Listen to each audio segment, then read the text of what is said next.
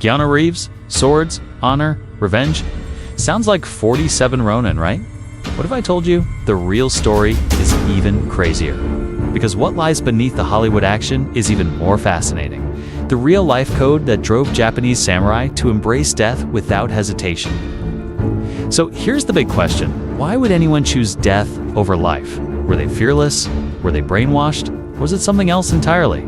Stick around, because the truth about the samurai mindset will leave you questioning everything you think you know about honor and courage.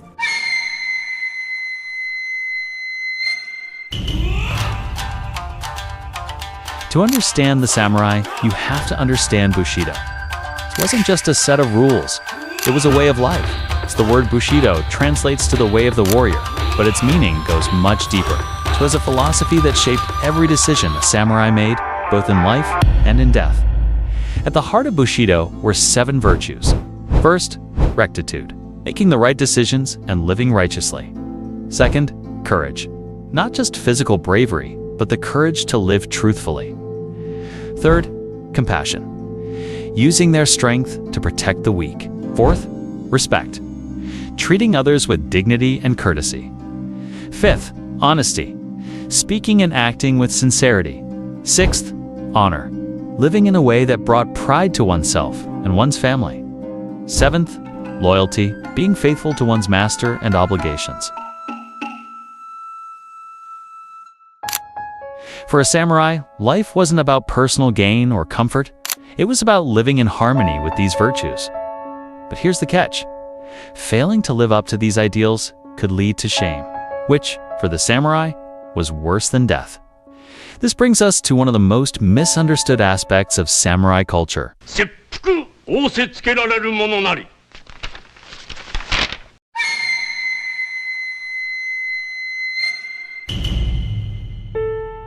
The idea of ritual suicide might sound horrifying, but for samurai, it was a way to restore lost honor. Here's how it worked. If a samurai failed in their duty, disgraced their master, or brought shame upon themselves, they could commit seppuku to take responsibility for their actions. It was a highly ritualized act involving a specific process. The samurai would write a death poem often, reflecting on life, nature, or their regrets. They would use a short blade to cut their abdomen, symbolizing the release of their spirit. A trusted second, called the kishakunin, would then perform the beheading to ensure a swift and dignified death. It was brutal, yes, but also deeply symbolic. It wasn't just about dying, it was about dying with dignity and on one's own terms. And this wasn't limited to individual samurai. Entire groups, like the famous 47 Ronin, chose seppuku as an act of loyalty and honor.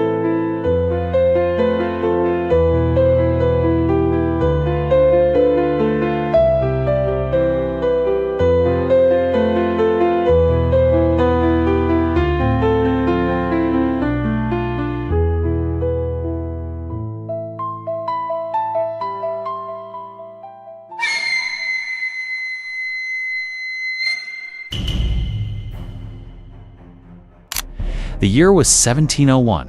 A young daimyo named Asano Naganori was ordered to entertain a high-ranking official, Kira Yoshinaka. But Kira was corrupt and demanded bribes, which Asano refused to pay. Tensions escalated, and in a moment of rage, Asano drew his sword inside the shogun's palace, and this is considered as grave offense. As punishment, Asano was ordered to commit seppuku. His lands were confiscated, and his samurai became Ronin masterless warriors with no purpose or honor. But these 47 Ronin didn't give up. For over a year, they planned their revenge. They endured humiliation, disguising themselves as beggars and laborers to avoid suspicion.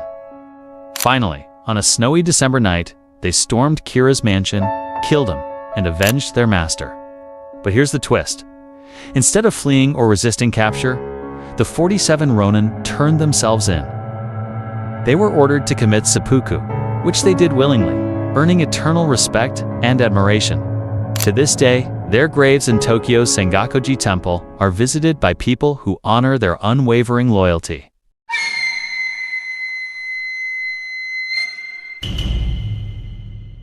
So what drove samurai like the 47 Ronin to embrace death without hesitation?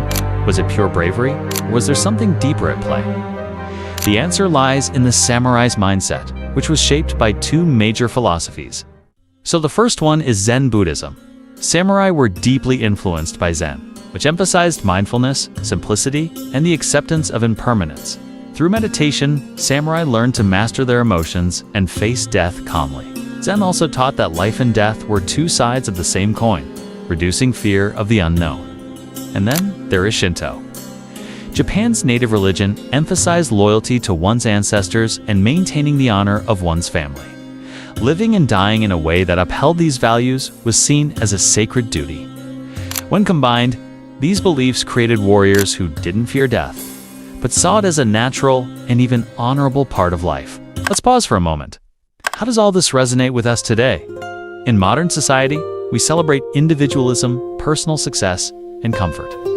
The samurai, on the other hand, prioritized community, loyalty, and self-sacrifice. Imagine living in a world where your reputation was everything, where losing your job wasn't just an inconvenience, but a source of shame, so deep you'd consider dying to make it right. It's hard to wrap our heads around, but it also raises some interesting questions.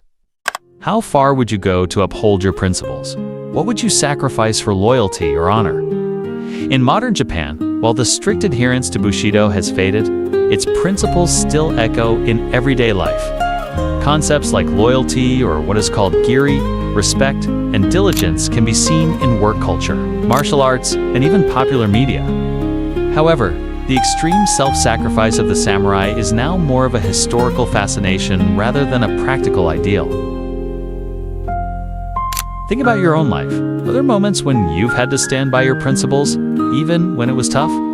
Maybe a time when loyalty to a friend or family member demanded sacrifice? While we live in a different era, the core struggles of courage, honor, and purpose remain timeless. It's no wonder the samurai continue to fascinate us. From 47 Ronin to The Last Samurai, their stories are packed with action, drama, and emotion. But beneath the swords and battles lies a deeper story of principles, its purpose, and what it means to live and die with honor.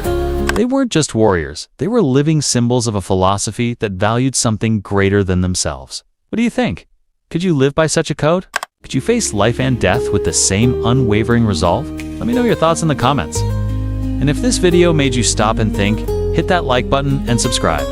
There's a whole world of history, culture, philosophy waiting to be explored, and I'd love for you to join me on this journey.